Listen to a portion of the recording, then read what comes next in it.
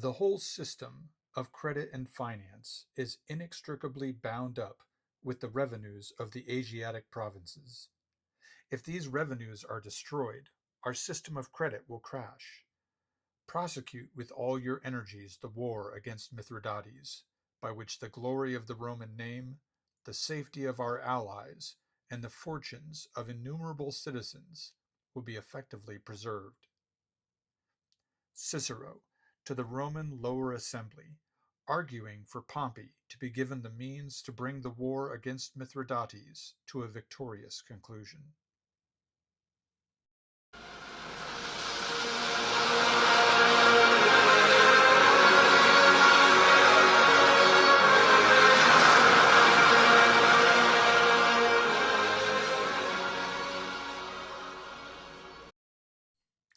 Hello and welcome to the Western Traditions Podcast. My name is Rob Paxton, and this is the 28th episode of The Roman Empire, a podcast series about Roman history and culture, from its prehistoric beginnings and on through the empire's transition into the Middle Ages. Today's episode brings us to the life and accomplishments of Gnaeus Pompeius Magnus, remembered in history books simply as Pompey. Pompey began his political career, as did most Roman statesmen, in the military. He served in the legions under Lucius Cornelius Sulla, about whom we spoke in the last episode. Pompey was born in 106 BC and would die in 48 BC. The arc of his life covered most of what was perhaps the most tumultuous period of Roman history. Only a couple of decades before his birth, the Gracchi brothers had initiated what became a revolution in Roman politics. When he was born, Marius was trying to fulfill what the Gracchis had started, and became the first man to endure so long in power as a consul, at one point serving 4 consecutive terms. Pompey would spend much of his life as a young adult becoming a trusted lieutenant and advisor of Sulla, who had been both friend and rival to Marius.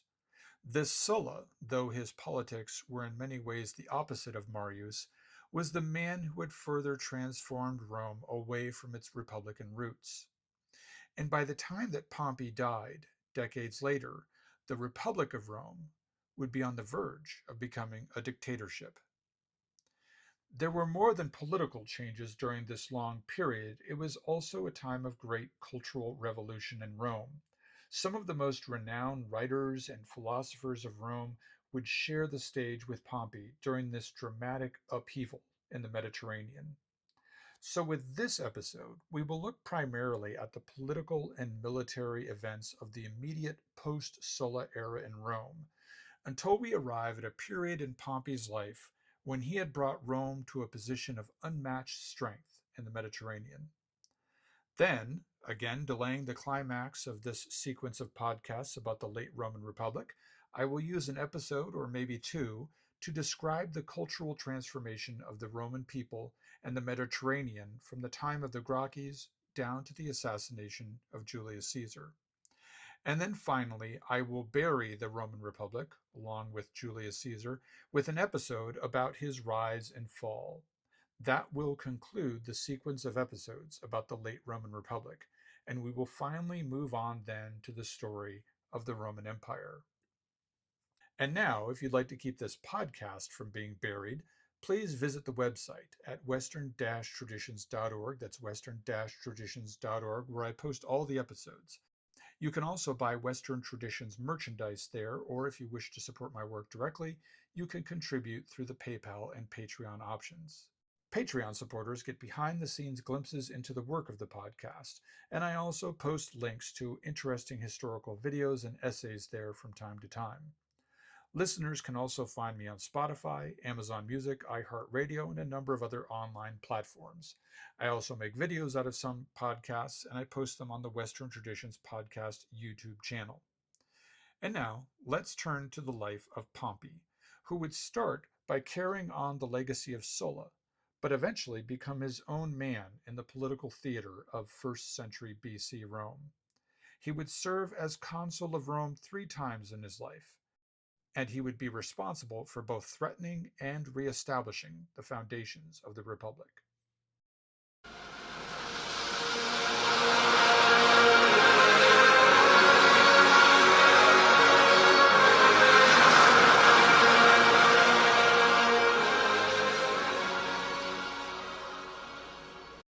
Pompey, born in 106 BC, the glorious Roman Republic, about which we have heard so much, was actually now quite far in the past.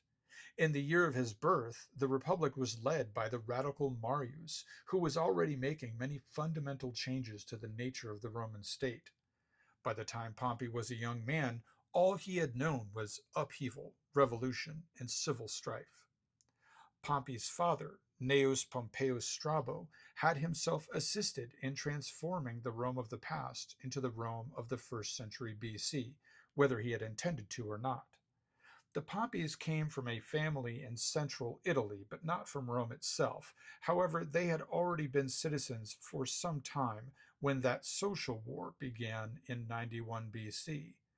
When young Pompey was just a teenager then, his father had already passed through much of the cursus honorum and most likely served as a tribune early in that war. In 89 BC, this Strabo, Pompey's father, was elected consul of Rome and vigorously carried out his duties defending the Republic. So vigorously, in fact, that he earned a reputation for cruelty, allegedly torturing and executing prisoners after some battles. In this, we can see a prefiguring of the reputation of the son, for Pompey the younger would also earn a reputation for cruelty.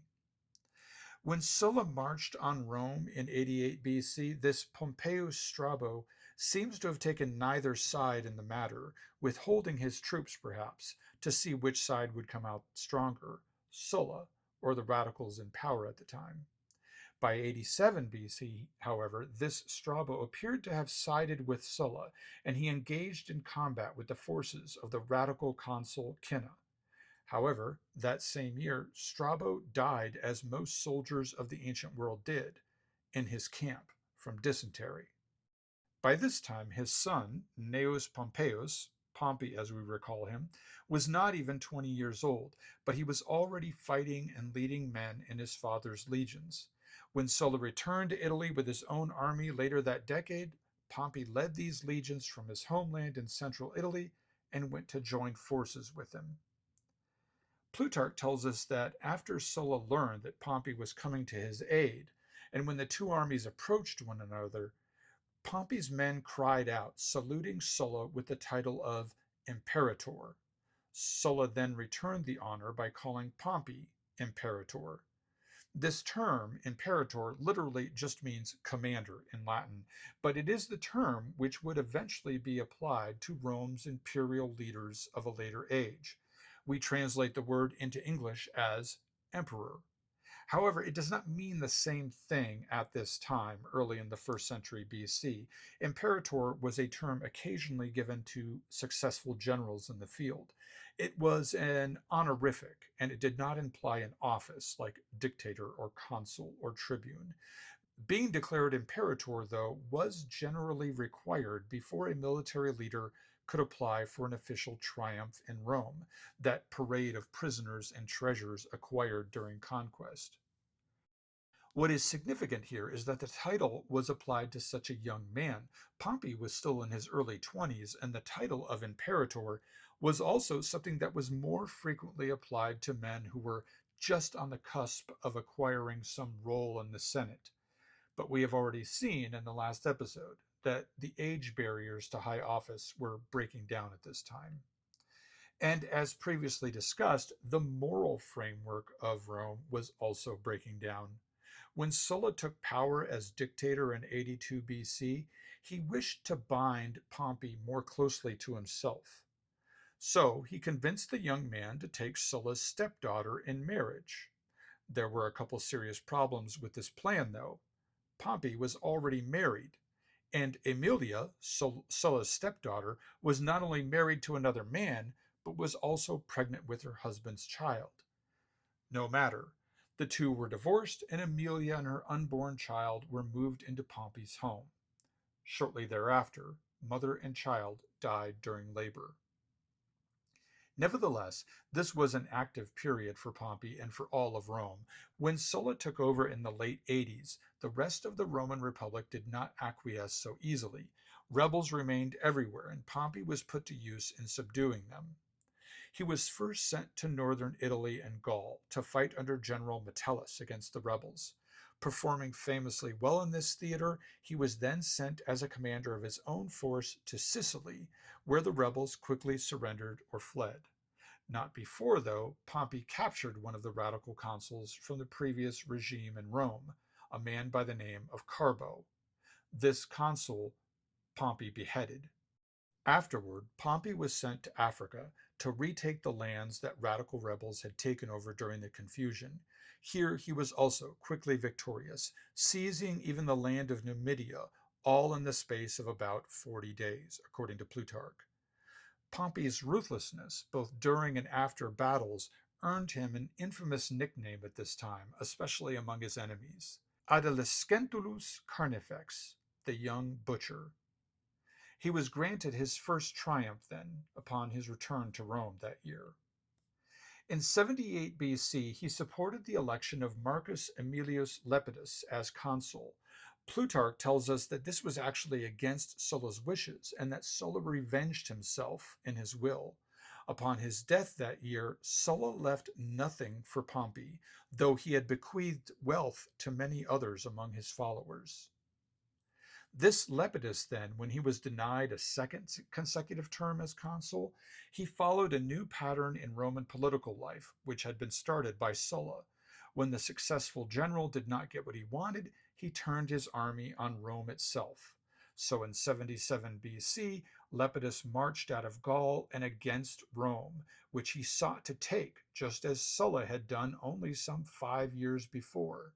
This will become a familiar series of events as we progress through the next few decades of Roman history. Pompey rose to the occasion as Rome's defender. He raised and led his own troops to besiege rebels in one city. After victory there, he allegedly had the captured rebel commander assassinated. Later, he helped another Roman patriot defeat the main rebel army under Lepidus. But Rome was still far from united, because back in 80 BC, the province of Spain had broken away from Rome, and the cities and forces of that land were now led by another famous Roman, Sertorius, who had been an ally of Marius and who had never accepted Sulla's rule. And so, having performed so well in defense of Rome, Pompey was sent to Spain to bring this very important region, with its many cities and many silver mines, back under the control of the Roman Republic.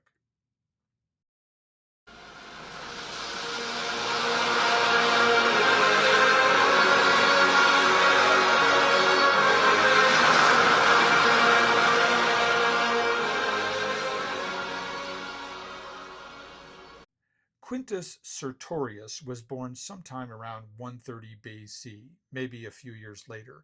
Either way, by the time that Sulla's civil war had broken out in the 80s, he was already in middle age.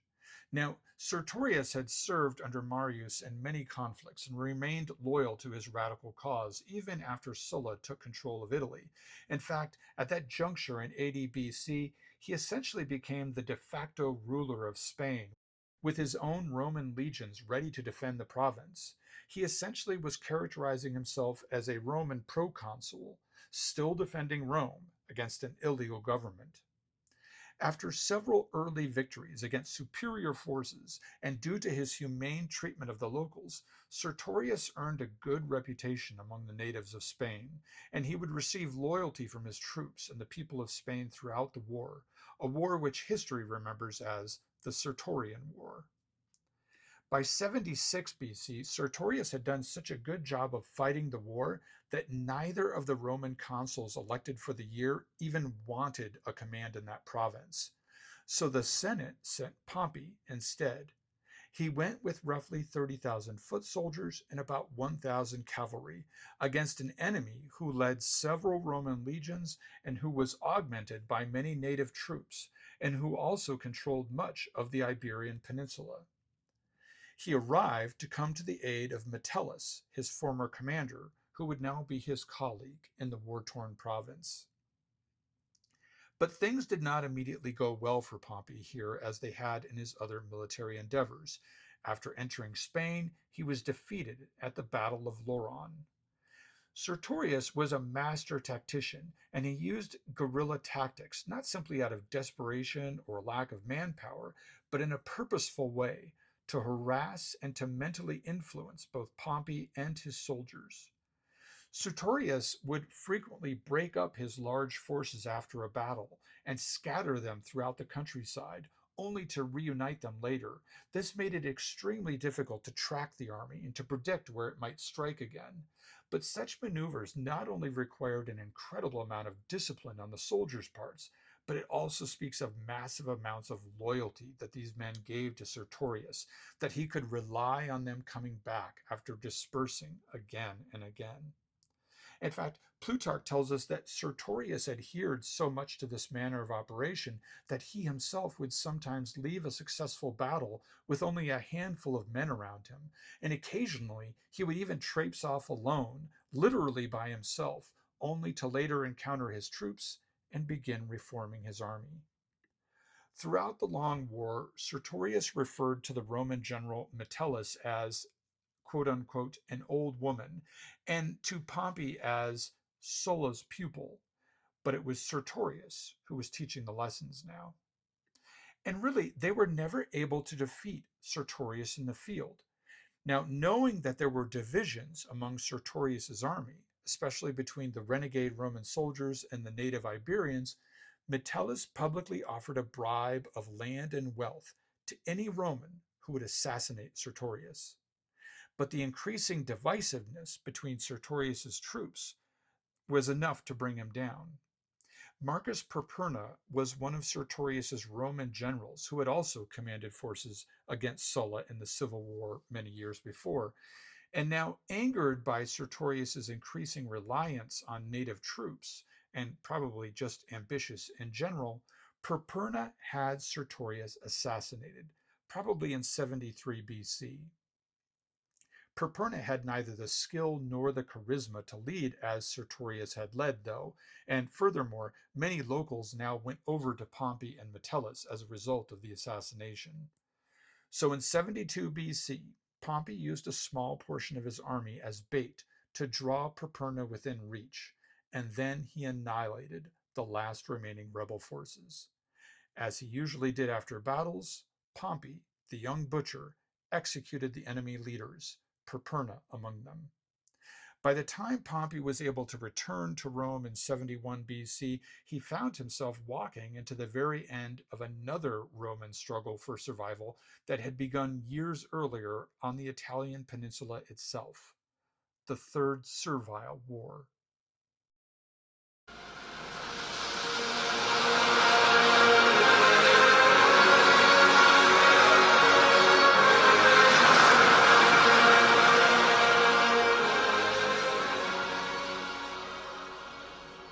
They say that the average Western man thinks about the Roman Empire at least once a day. In a similar way, most Westerners at least recognize the name of Spartacus. Possibly they remember that he was a rebel slave, or maybe they even remember a touching, if legendary, moment in a film about the man when thousands of his captured followers, eager to keep him from being identified, tortured, and executed, all eagerly leapt to their feet and proclaimed that they were each Spartacus before being led off as a group to be crucified. Most people, understandably, know little more than that about the man, but Spartacus was another one of those men in history who appeared as if out of the blue and shook Rome to its very foundations. He became one of the leaders of the rebel slave forces in the Third Servile War. But first, a little background. You know by now that Rome had utilized slavery in their workforce since the very beginning. However, in the earliest days of Rome, there had been very few slaves, and these were often war captives. As time went by, however, and as wealth was concentrated into the hands of the few, slavery became much more common. The increasing presence of imported slaves was recognized as one of the primary causes of the societal changes protested by the Gracchi brothers, by Marius, and by others. By the time of the Punic Wars, slavery had become an industry in Rome, just as it was in most mature nations of the Mediterranean.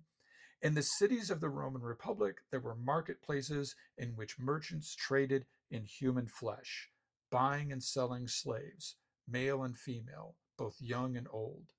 And slave rebellions were almost just as old as slavery. The slaves of Rome had already erupted into full scale war twice in recent Roman history. The first Servile War took place right around the time that Tiberius Gracchus became tribune in 133 BC, and the second Servile War broke out during the long years of Marius's consecutive consulships from 104 BC to 100 BC. The slaves were successfully kept down for decades after that, but in 73 BC, when the Republic was already weakened by the recent civil war and distracted by the struggle against the rebellion in Spain, the third and final Servile War unleashed the fury of the oppressed on an already exhausted Roman public. Spartacus is the most remembered personage of this conflict. He appears to have been among those who initiated it.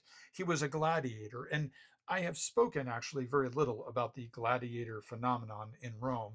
This is more or less purposeful on my part. There have been many exposés of one sort or another on gladiators over the years, obviously, and they tend to all run the same course, like bad movies about the Spartans, in which all the warriors are young and hot and go around dangerously baring their six-pack abs to any random spear thrust.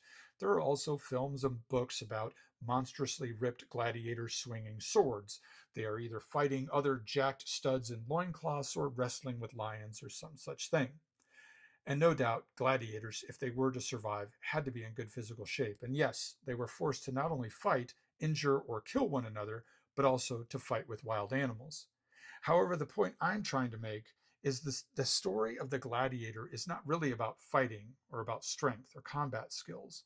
What is often overlooked, or at least glazed over in such portrayals, is the fact that the story of the gladiator is the story of slavery, the brutal, bloody horror of slavery. The gladiators were slaves, and their fate was in many ways much worse than that of the house or field slave in other areas of Roman society, because they regularly faced bodily harm or death, not simply due to punishment for an infraction, but as a regular part of carrying out their duties properly. A gladiator slave could be horribly injured or even killed as part of doing his job. Now, though battles to the death were not frequent because it cost so much to train a gladiator, gladiators were still injured and regularly faced disfigurement and possible death because even in a fight intended to end in surrender, he might well be killed in an accident. A gladiator could be the best, most obedient slave ever and still die the next day in the arena. Nowadays, it has become common to point out in these discussions that slavery was simply a role in society in the ancient world, and that a society's reliance on slavery should not lead to any sort of negative judgment on it. After all, everybody was doing it, right? And to be honest, I agree to an extent with this diagnosis. I sometimes downplay the distinction between ancient slave owning societies and our own, mostly because the people who typically criticize slavery today have some sort of idea that they are quote unquote free and that they lead better lives because they are not legally enslaved, when the truth is that even today, most people are slaves. They just don't realize it because it's not codified into law. But trust me, people working minimum wage, even people earning purportedly good wages, they are all slaves. In my own analysis, I myself am only just above slavery when compared to people in history. But that is a topic for another rant on another of my podcast series, not this one. The purpose of my digression here is to simply underline the significance of what happened in 73 BC. For decades, maybe centuries now, Rome had not only come to rely on slave labor to power their economy, they had actually turned to using the slaves as entertainment. Slaves were raped for sexual entertainment, and they were pitted against one another in the arena to provide the entertainment of violence, tearing each other to pieces so that the more privileged might excite themselves. So read the terror of such an existence into what happened next. In 73 BC, 200 gladiators in the gladiator school in Capua, Italy, conspired to escape servitude. But Rome was long used to slave conspiracies, and it could rarely be caught unawares by them. So, as often happened, this escape plan was betrayed to the owner of the school. Now, when the gladiators realized their own hopelessness, the desperate slaves revolted anyway. They grabbed kitchen implements, fought their way past armed guards, and then seized a supply of gladiator weaponry and armor before making their escape. Leadership of this group appears to have been shared, at least initially, and among the leaders was a gladiator named Spartacus. Now, he was not a Spartan, as the name might inspire you to think. He was from Thrace, and in Thracian, his name apparently means something about being good at using a spear. Anyway, the gladiators escaped into the wilderness, foraging, stealing, or robbing to supply themselves, and they fought off even a small military force sent to stop them. Thus, they acquired military gear as well. Soon, they had set themselves up in a defensible position on Mount Vesuvius. Over the course of months, their numbers grew as other slaves and even lower class members of society flocked to their banner, until their rebel population may have reached something like 70,000 souls in total. They fought off ever larger Roman forces sent against them, and the story of their progress in military acumen is another good topic for side study if you happen to be using this podcast as a curriculum. It's not clear exactly what was the intent of this growing population of rebels. Plutarch and others mention a variety of motives. Perhaps they originally wanted to seize a port in southern Italy and sail away to freedom elsewhere.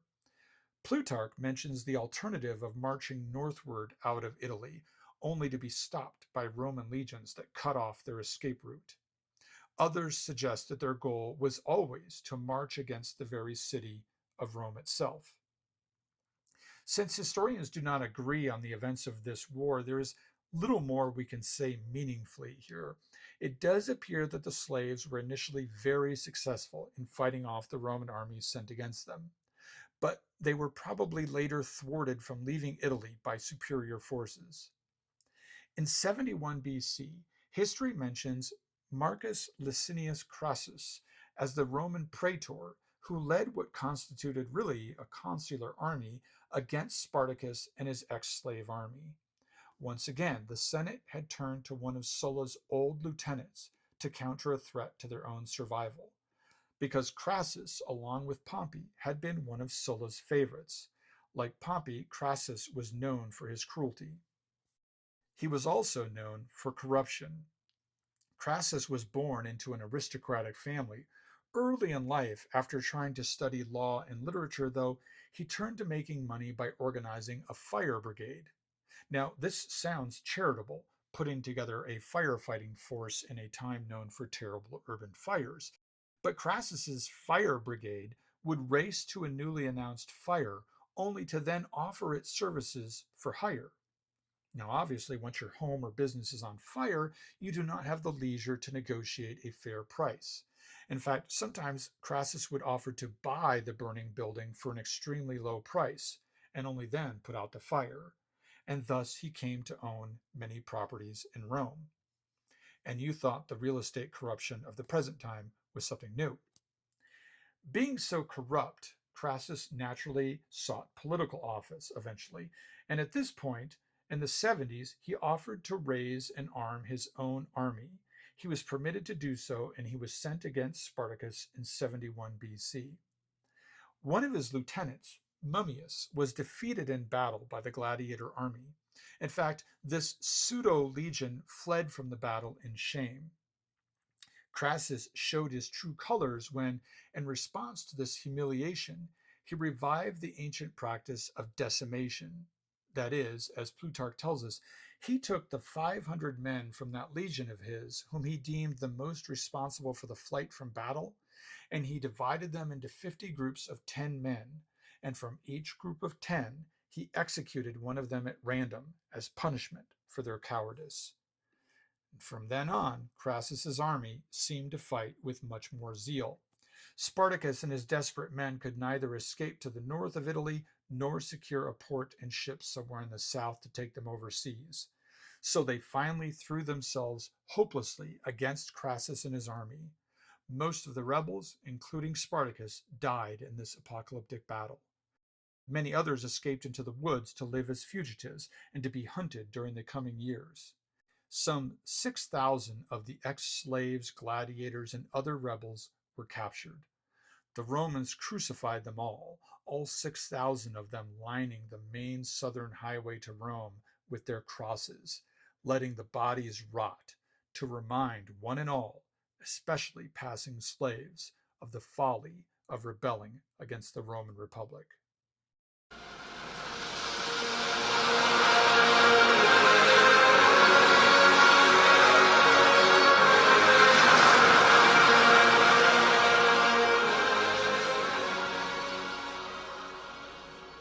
The end of the Third Servile War was actually a point of contention between Sulla's favorites, Crassus and Pompey, because the remnants of Spartacus's army scattered across Italy and generally dissipated or were subsequently defeated in small groups. A large fragment of that rebel army, allegedly consisting of about 5,000 fighters, fled north, where they met with Pompey and his army. Pompey was actually at this time just returning from his long but victorious tour in Spain. These returning Roman heroes destroyed this last small portion of the slave army. Pompey then sent notice to the Senate that he had, quote unquote, ended the war. While this is technically true in the sense that he fought the last large battle and killed the last organized body of rebels, it was also a slap in the face to Crassus, who had really engineered the war's end. Nevertheless, the two men overlooked their differences and made their new reputations pay.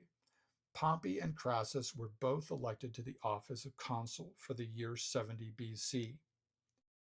Though they had been Sulla's favorites, they now seemed to put all their energy into wrecking the constitution with which Sulla had reformed the government of Rome, as described in the last episode. Pompey and Crassus restored all power to the tribunes and passed a number of other laws which returned privileges to the equestrian class. Now, in the recent decades in which Rome had been distracted by civil war and rebellions, the Mediterranean, once virtually a Roman lake, had become a lawless sea overrun by pirates. Naturally, this had a huge impact on trade and business and on the price of wheat.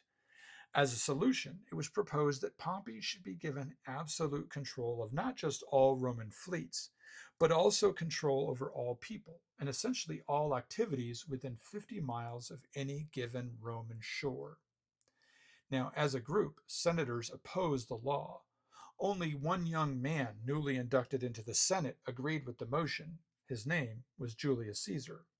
He may have been inspired by the essential overthrow of senatorial power which followed, because the lower assembly passed the law and basically made Pompey into a sort of dictator for 3 years, and the Senate seems to have been simply ignored. But Pompey didn't need 3 years. It took him 3 months to locate all the pirate headquarters, seize them, and then execute all their leaders. In the aftermath of this newfound freedom from crime on the Mediterranean, as Will Durant puts it, a river of cereals flowed into Rome. The supply line and a sort of Pax Romana were restored. Rome now resurgent, Pompey was given a new and even more ambitious task in 66 BC.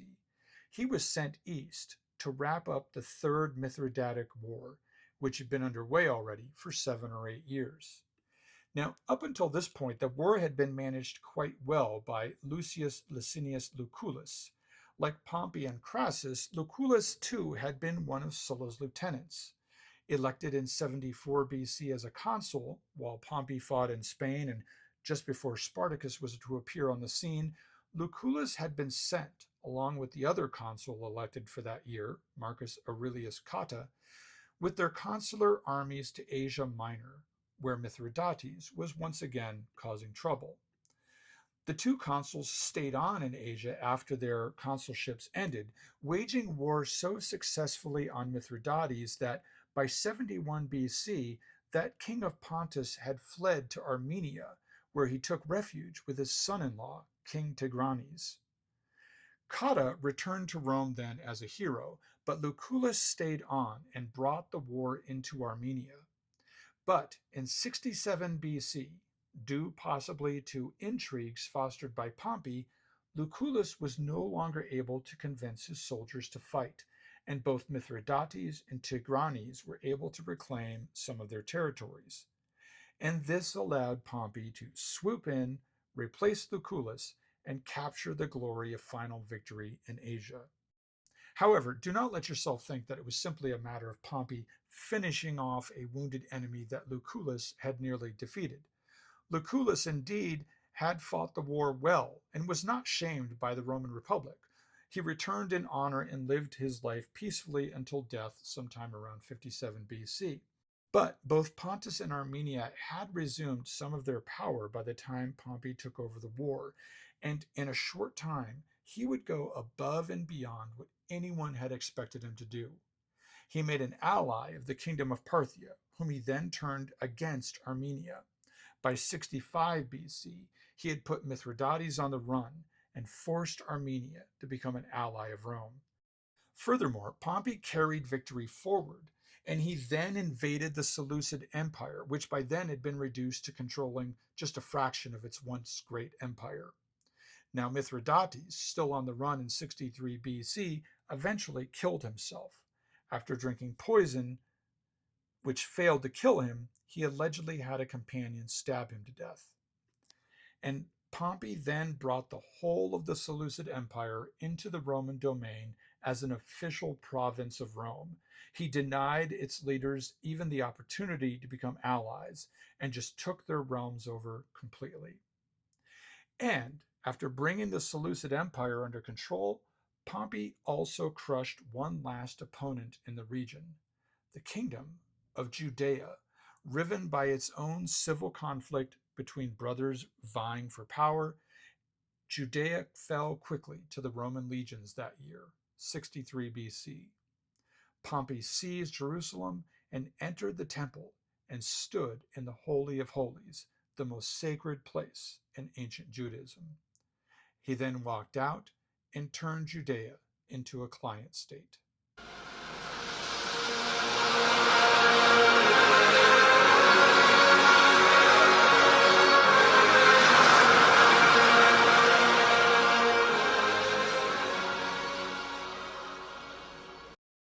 The Roman Republic, if it could still be called a republic, had suddenly and unexpectedly risen to the height of power in the Mediterranean.